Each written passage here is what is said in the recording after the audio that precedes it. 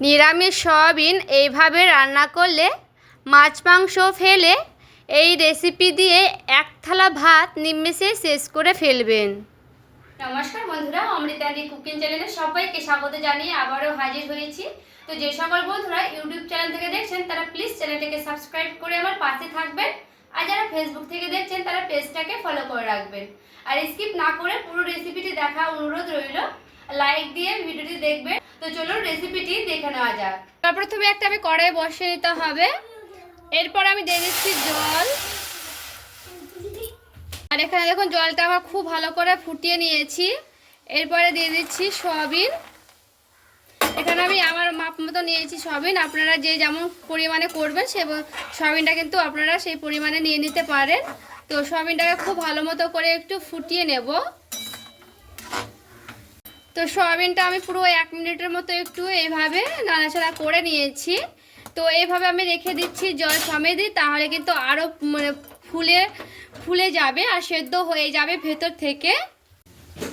এখানে দেখুন সয়াবিনটা আমি জল ঝারিয়ে খুব ভালো মতো করে নিয়ে চলে এসেছি। তো জলটাকে কিন্তু ভালো করে চিপে নিতে হবে। এরপরে দিয়ে দিচ্ছি লবণ, সয়াবিনের ওপরে পরিমাণ মতো লবণ দিয়ে দিচ্ছি। এখানে আমি হলুদের গুঁড়া অল্প পরিমাণে, দেখুন 2 চামচের মতো দিয়ে দিচ্ছি বেসন। এরপরে বেসন আর সেই লবণ হলুদ দিয়ে খুব ভালো মতো করে আমি এই সয়াবিনটাকে এভাবে মাখিয়ে নিচ্ছি। তো খুব ভালো করে এইভাবে মাখিয়ে নিচ্ছি। ঠান্ডা হয়ে গেলে কিন্তু খুব ভালো মতো করে মাখানো যাবে, তাহলে গরম থাকলে কিন্তু হাতে খুবই প্রচণ্ড গরম লাগবে। তার জন্য আমি ঠান্ডা করে নিয়েছি, দিয়ে কিন্তু এইভাবে খুব ভালো মতো করে মাখিয়ে নিলাম। এখানে দেখুন বন্ধুরা একটা আমি আলু নিয়েছি। তো এখানে আমি একটাই আলু দেবো, আপনারা চাইলে কিন্তু 2 3টে দিয়ে দিতে পারেন। তো কম বেশিটা নিজেরা পছন্দ মতো কিন্তু করে নেবেন। তো আলুটা আমি এই সাইজ করেই কেটে নিচ্ছি। তো দেখুন আলুটা আমি খুব বড় বা খুব ছোট করব না, এইভাবে আমার কেটে নিলে হয়ে যাবে। মানে আমি দেখুন এইভাবে 3 টুকরো করেই কেটে নিয়েছি। তো যেহেতু এই আলুটা বড় আছে অনেকটাই, তার জন্য আমি একটু অন্যরকম করেই কেটে নিচ্ছি। তো দেখুন এইভাবে আমি পিস পিস করে কেটে নিলাম।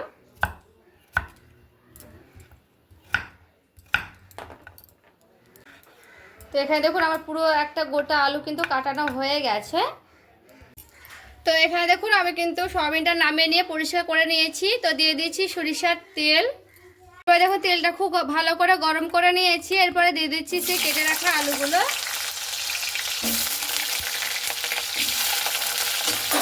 আলুটাকে খুব ভালো করে লাল লাল করে ভেজে নিতে হবে। এখানে আমি প্রথমে আলুটাকে আগে ভেজে নিচ্ছি খুব লাল লাল করে। এখানে দেখুন আমার আলুটা খুব ভালো করে লাল লাল করে কিন্তু ভেজে নিয়েছি। এখানে আলুটা খুব ভালো করে কিন্তু ভেজে নিতে হবে। আর দেখুন কতটা সুন্দর লাল লাল করে কিন্তু ভেজে নিয়েছি। এরপর দেখুন তেলটা কিন্তু রয়ে গেছে। তো এখানে আমি দিয়ে দিচ্ছি অল্প করে কালো জিরে। এরপর দেখুন সে সয়াবিন ম্যারিনেট করে রেখেছিলাম সেটা আমি দিয়ে দিচ্ছি।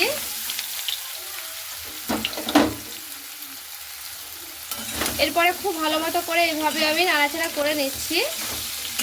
তেলটার সঙ্গে সেই সয়াবিনটাকে খুব ভালো মতো করে কিন্তু এইভাবে ভেজে নিতে হবে। এখানে প্রচণ্ড পরিমাণে কিন্তু তেলটা গরম করে নিতে হবে, দিয়ে কিন্তু ভেজে নিতে হবে। একটু সময় হাতে রেখে একটু সয়াবিনটাকে আমি খুব ভালো করে ভেজে নিচ্ছি। আর এখানে দেখুন আমার সয়াবিনটা খুব ভালো করে কিন্তু ভেজে নিয়েছি। তো এই সয়াবিনটা কিন্তু এইভাবে ভেজে নিলে হয়ে যাবে। তারপর আমি নামিয়ে নিচ্ছি। এখানে দেখুন একটা আমি মিক্সিং বোল নিয়ে নিয়ে এখানে দেখুন দিয়ে দিচ্ছি কটা আদা। এরপরে নিয়ে নিচ্ছি পাকা পাকাগুলো কাঁচা লঙ্কা, একটা গোটা টমেটো। পরে দেখুন দিয়ে দিচ্ছি 1 চামচের মতো সাদা জিরে। এরপরে জল দিয়ে দিচ্ছি। জল দিয়ে খুব সুন্দর করে একটা মিহি পেস্ট করে নেব। আর এই যে দেখুন বন্ধুরা খুব সুন্দর একটা মিহি পেস্ট করে নিয়েছি। এরপর দেখুন কড়াইটা আবারও পরিষ্কার করে নিয়ে চলে এলাম। এরপর আবার কড়াই দিয়ে দিচ্ছি সরিষার তেল, দিয়ে দিচ্ছি একটা শুকনো লঙ্কা ভেঙে দিলাম অর্ধেকটা করে, দিয়ে দিচ্ছি। এখানে দিয়ে দিচ্ছি তেজপাতা। এখানে একটা এলাচ আর দারচিনি দিয়ে দিলাম। এরপরে সবগুলোকে দিয়ে একটু ভালো মতো করে নাড়াচাড়া করে নিচ্ছি। দেখুন তেলটা ভালো করে গরম হয়ে গেলে দিয়ে দিতে হবে সে মশলাটা। এরপর দেখুন মশলাটা দিয়ে খুব ভালো করে একটু নাড়াচাড়া করে নিচ্ছি। তেলটা কিন্তু খুবই গরম হয়ে গিয়েছিলো এখানে। এরপরে এখানে আমি দিয়ে দিচ্ছি পরিমাণ মতো লবণ। এরপরে দিয়ে দিতে হবে হলুদের গুঁড়া পরিমাণ মতো। এরপরে খুব ভালো করে মশলাটা আমি এখানে কষিয়ে নেব। এখানে মশলাটা খুব সুন্দর করে কিন্তু কষিয়ে নিতে হবে। দিয়ে দিচ্ছি অল্প পরিমাণে চিনি। চিনিটা দিয়ে মশলাটা আমি খুব সুন্দর করে এখানে কষিয়ে নেব। আর এখানে মশলাটা যত ভালো কষানো হবে তত কিন্তু সয়াবিনটা খেতে বেশি ভালো লাগবে। তো এখানে দেখুন বন্ধুরা, মশলাটা আমি খুব সুন্দর করে কিন্তু কষিয়ে নিচ্ছি। আর দেখে বুঝতেই পারছেন এই মশলা থেকে তেলগুলো কিন্তু ছেড়ে ছেড়ে গেছে। এখানে আমি মশলাটা কিন্তু খুব সুন্দর করে কষিয়ে নিতে হবে। আর এখানে দেখুন নিয়ে নিয়েছি টক দই। এরপরে সেই টক দইটাকে হালকা করে একটু ফেটিয়ে নিলাম। এরপরে দিয়ে দিচ্ছি, এখানে আমি 2 চামচের মতো নিয়েছি টক দই। আর টক দইটা মশলাতেই কিন্তু দিয়ে দিতে হবে। টক দই জয়েল বাটিটা একটু বুলিয়ে নিলাম। বুলিয়ে নিয়ে এরপরে খুব সুন্দর করে টক দইটার সঙ্গে ভালো করে দেখুন এইভাবে আমি আবারও নাড়াচাড়া করে নিচ্ছি। নিরামিষ সয়াবিন করলে একটু টক দইটা দেওয়ার চেষ্টা করবেন, এতে করে খেতে আরও দুর্দান্ত লাগবে সয়াবিনটা। তো এরপরেও হালকা করে এইভাবে একটু নাড়াচাড়া করে নিচ্ছি। আর দেখে বুঝতে পারছেন মশলা থেকে কিন্তু তেলগুলো ছেড়ে ছেড়ে গেছে। দেখুন দেখতে কতটা সুন্দর লাগছে কালারটা কিন্তু দারুণ লাগছে। এরপরে যে সয়াবিনটা আমি ভেজে রেখেছিলাম, এই সয়াবিনটা এরপরে আমি দিয়ে দিচ্ছি ভেজে রাখা সয়াবিনগুলো। ভেজে রাখা সয়াবিনটা দিয়ে খুব ভালো মতো করে সয়াবিনটার সঙ্গে আর মশলাটার সঙ্গে একটু এইভাবে আমি নাড়াচাড়া করে নিচ্ছি।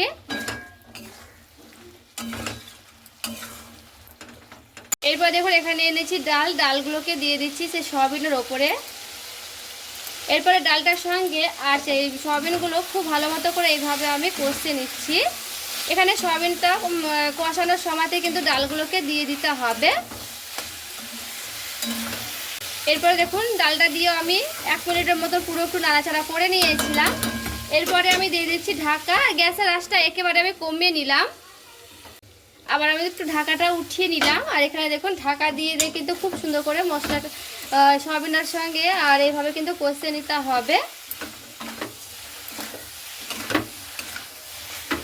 আর দেখুন কি সুন্দর লাগছে। এইভাবে কিন্তু আমি 2-3 বার ঢাকা দিয়ে দিয়ে খুব ভালো মতো করে কিন্তু কষিয়ে নেব সয়াবিনটাকে। যারা সয়াবিন পছন্দ করেন না তারা কিন্তু এইভাবে অবশ্যই ট্রাই করে দেখবেন। এরপরে দিয়ে দিচ্ছি সে ভেজে রাখা আলুগুলো। এরপরে ভেজে রাখা আলুটা দিয়েও খুব ভালো করে এইভাবে আমি নাড়াচাড়া করে নিচ্ছি।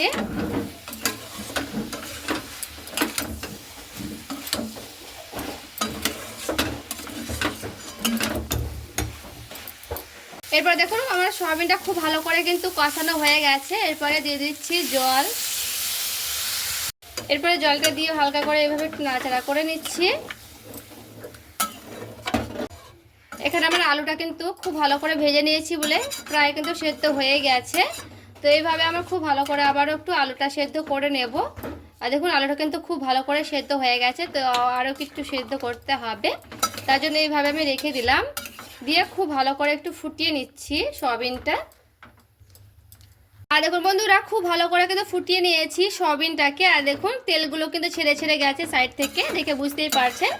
এরপরে সবশেষে আমি এখানে দিয়ে দিচ্ছি গরম মশলা।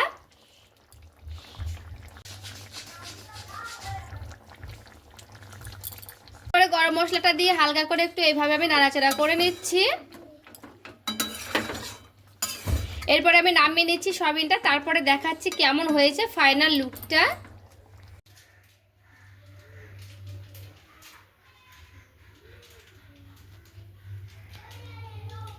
আর এই দেখুন বন্ধুরা নামিয়ে নিয়ে চলে এসেছি সয়াবিনের রেসিপিটি। আর দেখতে দেখুন কতটা সুন্দর লাগছে। নিরামিষ সয়াবিন এইভাবে একবার হলে ট্রাই করে দেখবেন, খেতে কিন্তু দুর্দান্ত লাগে। আর এইভাবে নিরামিষ সয়াবিন একবার যাকে বাড়িতে তৈরি করে খাওয়াবেন সেই কিন্তু আপনার প্রশংসা করবে। খেতে এতটাই সুস্বাদু হয়, না বানিয়ে খেলে বুঝতে পারবে না। নিরামিষ দিনে এইভাবে সয়াবিন রান্না করে দেবেন, এক থালা ভাত নিমেষে শেষ করে ফেলবে বন্ধুরা। আজকের এই রেসিপি কেমন লেগেছে অবশ্যই আমাকে কমেন্ট করে জানাবেন। ভালো লেগে থাকলে প্লিজ লাইক করবেন, চ্যানেলটাকে সাবস্ক্রাইব করে আমার পাশেই থাকবেন। দেখা হচ্ছে আরও একটি রেসিপির সঙ্গে। সবাই ভালো থাকবেন, সুস্থ থাকবেন।